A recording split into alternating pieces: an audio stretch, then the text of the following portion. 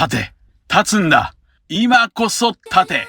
どうも、ワンピースの謎を解く仮面 YouTuber、ゆるてなんぼのゆでろんです。ありがとうございます。いいね。チャンネル登録してね。今回は週刊少年ジャンプ2024年17号ワンピース最新話1111話、太陽の盾を考察します。この1111話を読み解く面白ポイントは、盾と盾の同音異義語でしょう。そして1111話については3年前から考えてきました。その答え合わせ会でもあります。一緒に考えていきましょう。よろしくお願いします。ただし最新話をまだ読んでいない人は大いにネタバレを含む内容ですから、今すぐ動画をストップさせてください。よろしいでしょうか。行きましょう。まずこの1111話は、ネット上やコメント欄ではゾロ回ではないか、そんな風に語られていました。それはゾロの誕生日が11月11日だからでしょう。しかし小田先生はあまり話数に誕生日は絡めません。むしろゾロ回は一つ前の1110話でしょう。1110話は1が3つある三刀流の回であり、1が3つあるピンゾロ回とも言えます。1110話ではゾロの覇王色技マダラ狩りが炸裂していました。一方1110話については3年前に考えました。3年前はもちろんルフィがまだニカや、そしてジョイボーイと呼ばれる前です。それは3年前1011話の考察動画で考えました。こちらです。ジョイボーイ。ジョイボーイのイメージがこの1011話でルフィと重なっていそうだという説です。これはカイドウのセリフ。窮地ほど笑い、笑うほどにか。という笑いとルフィが重なるシーンがジョイボーイや笑い話、つまりラフテルにつながるかもしれないというものです。となると、ジョイボーイイコール笑い話、ラフテルに関係すると思われますから、笑いイコールルフィが1011話で描かれたなら、隠し語呂合わせのジョイボーイはありえそうです。そして僕が考えるジョイボーイの綺麗な語呂合わせ、つまり今後ジョイボーイの話が展開されるであろう話数は、ジョイボーイ1111話です。あれから3年後が今日。その1111話では、鉄の巨人が目覚めてジョイボーイと発言しています。これが1111話の話数の語呂合わせ一つ目。ジョイボーイ。ジョイボーイ。1111話、太陽の盾はジョイボーイ回。これは先週も予想しました。こちらです。1111話の類似話数は、11話、111話、1011話です。11話は敗走。ならば1111話でも、五老星たちから逃げるためにエッグヘッドの脱出の準備を急ぐのか。次に1011話は窮地ほど笑い、笑うほどニカの回。ならばやはり1111話はジョイボーイの回か。そんな1111話の話数の語呂合わせはジョイボーイ。はい、先週の予想と3年前の予想はおおむね正しいでしょう。それでは1111話の類似話数1011話を確認しましょう。1011話ではおたまとビッグマムが再会。一方1111話ではルフィと巨人が再会。ここでおたまはビッグマムことオリンにおこぼれ町がホールデムに焼かれたという。これを聞いたオリンは海賊同盟を裏切ってページ1を再起不能にしました。おたまを守るビッグマム。次に1111話でもビビ王女を守りたいイガラム。そんなビビ王女を狙うミスター5に対してミスマンデーは友達の盾になるという。一方1111話でも巨人たちが友達の盾になるという。111話でビビを守る月の盾ミスマンデー。1111話でルフィを守る太陽の盾ドリートブロギー。この時の盾の名前は太陽の盾スバリン。スバリンとは北欧神話に登場する伝説の盾。冷やすという意味の盾で、太陽の熱から世界を守る盾ですが、ワンピースでは太陽の神ニカを守る盾となっています。さらに11話でもゾロがルフィの盾となって守っています。そんな11話はバラバラの実の回でした。一方1111話ではルフィが大切り星の方向で吹き飛んでバラバラの実。以上が話数の理論一つなぎです。今回は動画の後半でこの話数の理論をもとにジョイボーイの正体についても考えます。まずは本編の流れの考察です。ゾロに切られたルッチはまだ立っている。なぜルッチは瀕死でも立つのか。それは1秒でも時間稼ぎをするためでしょう。バスターコールがかかった島では時間が経てば経つほど麦わらの一味は不利になっていくからです。それが仕事人、闇の正義、天才ロブルッチの計算。それを見抜いたジンベエは早々に切り上げて移動します。これが1111話の話数の語呂合わせ2つ目。人々移動。人々移動。ゾロとジンベエが移動した後、ルッチはもう立てない。そんなルッチのもとにちょうど現れたのは会長いつまで火星マーズ星。ヨークを探すマーズ星に日和るルッチはすぐさま自分よりも格上の世界政府の強者だと判断して仕事人ルッチは全ての情報を渡します。これが1111話の話数の語呂合わせ3つ目。因が4つでインフォ。インフォメーションとは情報案内報告伝達。この語呂合わせインフォは1111話全体で使われています。さらにルッチは一度見捨てた核を相棒と呼んでマーズ星に核の命を乞いますが、マーズ星は核を虫呼ばわり。これが1111話の話数の語呂合わせ4つ目。いい相棒。1はその形から棒と読むそうです。この語呂合わせいい相棒はおそらくドリーとブロギー、そして鉄の巨人にもかかるでしょう。いい相棒、太陽の盾。ドリーとブロギーは2年ぶりにルフィと再会。ルフィはエルバフに伝わる神の姿をしているという。しかしルフィはニカを全く知らない。ここでドリーは角笛でルフィを発見したことを仲間に伝えます。これもインフォ。これに対抗してイノブタ、ウォーキリー星が強烈な覇王色の覇気の方向を浴びせる。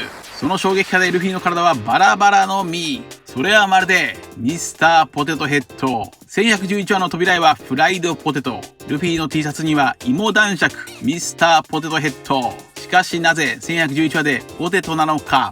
1が4つ縦に並ぶ1111話をフライドポテトに見立てたのか。ポテト、じゃがいも。タイトル太陽の盾、太陽。鉄の巨人が目覚めた。つまりインカの目覚め。インカの目覚めとは南米アンデスでお祭りの時にしか食べられない高級じゃがいもです。インカの目覚め、インカ。こちらの動画では太陽のインカ帝国について考えました。こちらです。ルフィも太陽の国のエメラルドを手に入れるのか。大航海時代スペインに滅ぼされた太陽の帝国インカ帝国。南米アルゼンチンとウルグアイの国旗にある太陽の紋章はインカ帝国の太陽神5月の太陽と呼ぶそうです。そんなインカ帝国最後の都市の名前はビルカバンバ。ビルカ？あとインカとニカって似てるよね。そんなオチでインカ。太陽の帝国インカを匂わせてるんか。とにかく太陽の神ニカを巨人たちは盾で守る。そこへサターン星が何やら危険球を発射。これをルフィは毒だと判断してまさにヤブから棒にヤシの木を刃で削って色を塗ってバットとヘルメットを作りました。この間わずか1秒。お前たちをホームラン。バットで危険球を打ち返します。これが1111話の話数の語呂合わせ4つ目。ヒットが4つでヒット4。ヒット4とはそのままヒットする。危険球をピッチャー返しするとなんと大爆発。エッグヘッドが炎に包まれる。このシーンはまたもや巨人大砲卵焼き。ここで巨人たちは砲弾に注意しろという。これは戦後の子供たちに人気があったものの代名詞。巨人大砲卵焼きにかけて巨人大砲卵焼きか。しかし燃える五老星たちはやはり不死身ノーダメージ。ルフィと巨人たちは島から脱出するために急ぎます。これもヒット4。ヒット4にはどこどこに向けて出発するという意味もあります。一方その巨人たちの船にたどり着いたボニーとサンジたちですが、そこに待ち受けていたのは海軍中将たち。さらにマーズ星はヨークを発見して情報を聞き出す。つまりベアバンクの暴露配信を邪魔するのはマーズ星か。一方ピザにされてぶん投げられたキザルは体の内部と心にも傷を負ってもう立てない。心が折れたキザルはこれでもう引退でしょうか。キザル休みまーす。そんな混沌とするエッグヘッド内になんと巨人よりも巨大な鉄の巨人が現れる。立った。ロボが立った。このロボこそが太陽の盾でしょう。さらにロボは太陽の神ニカのかつてのいい相棒でもあったと。これが1111話の話数の語呂合わせ6つ目。1が4つでフォースワンとは一つの力。さらにエアフォースワンという意味ならそれは大統領を乗せる飛行機、大統領の護衛機という意味です。つまり鉄の巨人はジョイボーイことニカの護衛機、太陽の盾だった。それはまるで絵物語海の戦士空のように。空とは日本語の空ではなく太陽のソーラー、海の戦士ソーラー。そんな立ち上がった鉄の巨人ロボは喋ります。すまないジョイボーイ。喋った。ロボが喋った。まるでジョイボーイの仲間ズニーシャのように喋るロボ。なぜロボはジョイボーイに謝罪をしているのか。1年前このロボについてはこのように考えました。こちらです。巨大なロボットは伝説の鉄の巨人と呼ばれ、それは900年前に作られたものだが、200年前に動き出し、レッドラインを英雄フィッシャー大海のように登って聖地マリージョアを襲ったと言います。そんな話を聞いたロビンは、200年前といえば巨人差別に動きがあった年とつぶやきます。さらに差別と鉄の巨人というつながりは2週間前に考えたユダヤのゴーレムとつながります。中世ヨーロッパでは宗教的な違いからユダヤ人は差別され迫害されていました。そこでユダヤ人哲学者ラビレーフは魔術によってゴーレム人造人間を作り出し、ユダヤ人とその町を守ったといいます。ゴーレムは差別された愛すべき人や町を守る、これが典型的なゴーレムの役割です。900年前に作られた鉄の巨人は人魚姫を守るようにプログラムされていた。この仮説が正しいなら、900年前に鉄の巨人に人魚姫を守るようにプログラムを仕込んだ人物は誰でしょうか？それはおそらくジョイボーイでしょう。ジョイボーイは巨人島に約束を守れなかった謝罪文をポーネグリフに刻んで残していました。そう、ジョイボーイとロボは800年前人魚姫を守れなかったのか。この話はボニーを守ったバーソロミュー・クマとは逆。鉄の巨人は人魚姫を守れなかったのか。するとクマの動力は愛の力でしたが、鉄の巨人ロボの動力プログラムはいわば愛の力、 AI の力、人工知能か。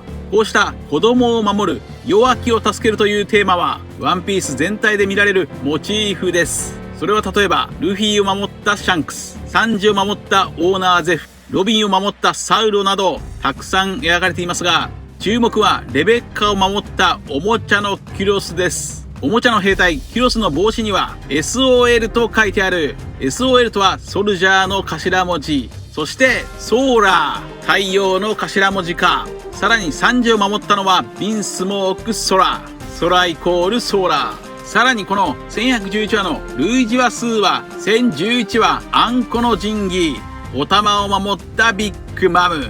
そのように考えていくと、800年前の人魚姫とはボニーやお玉のように子供だったのか、もしくは白星のように泣き虫だったのか、さらにもしかするとジョイボーイも子供だったのか。なぜ小田先生はニカの姿になったルフィを幼く描くのか。なぜ1話のルフィと12歳のボニーを重ねたのか。なぜ1話のルフィと巨人の子供を重ねたのか。ジョイボーイとは巨人の子供だったのか。ジョイボーイを考えるヒントはやはりカイドウ。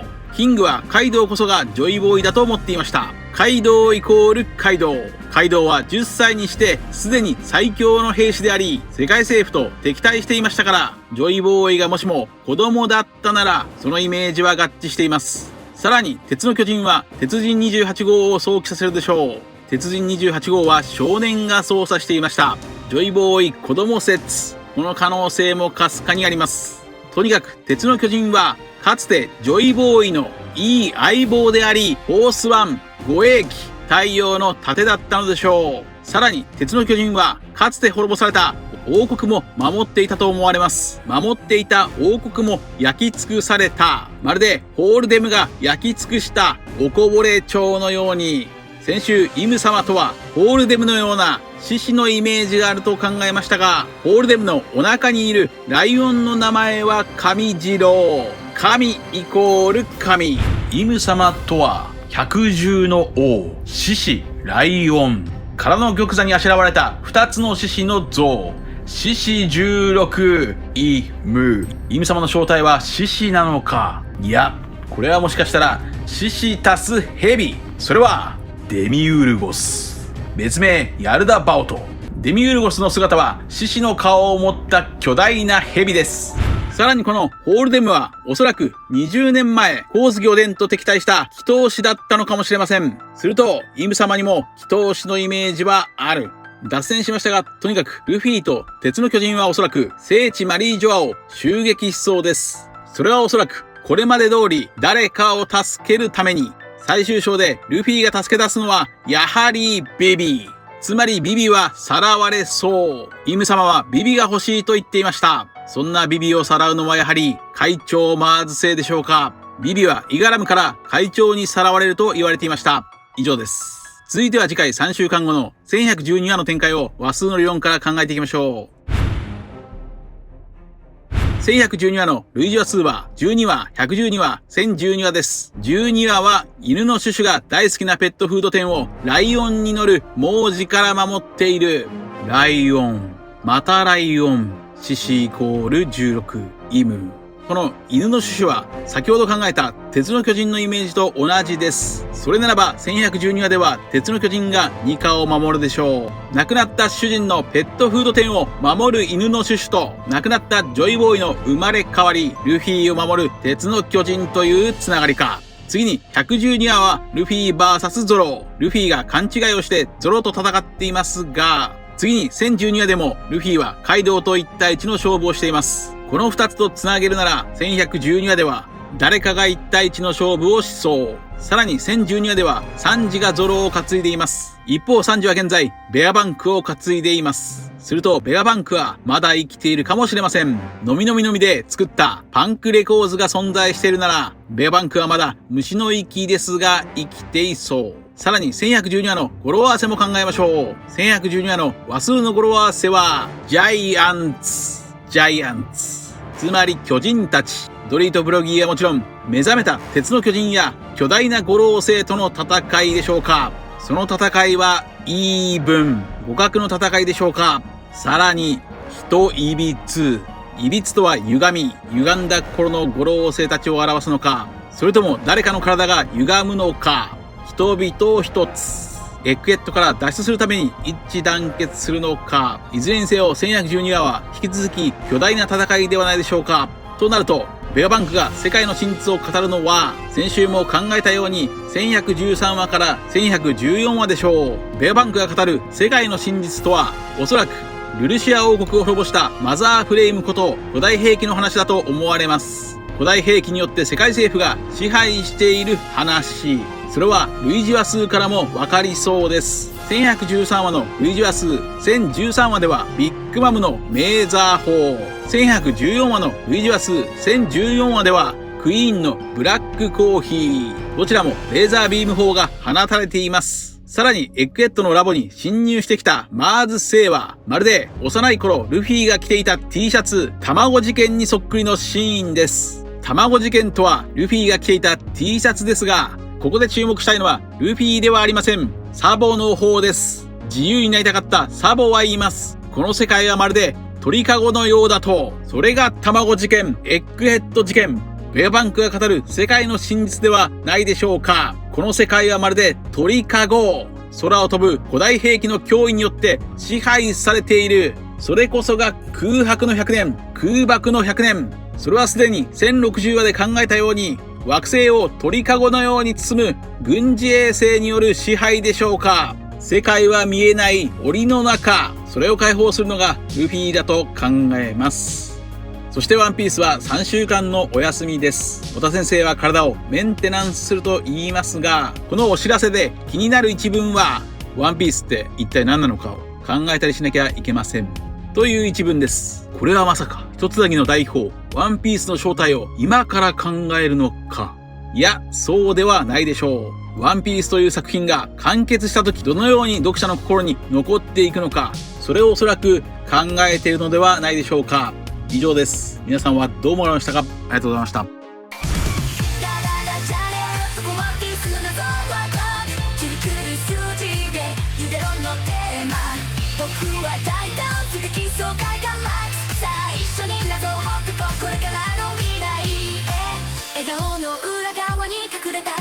YouTuber みんなを魅了する謎解きの才能、さりげなくジャブを繰り出しユーザーを沸かせる感動が溢れるユデロンの世界へ。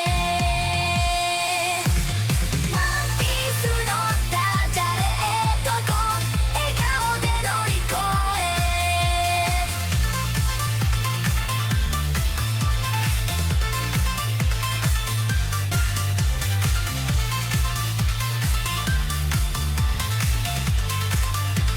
チャンネル登録やコメントよろしくお願いします。雨のジャレ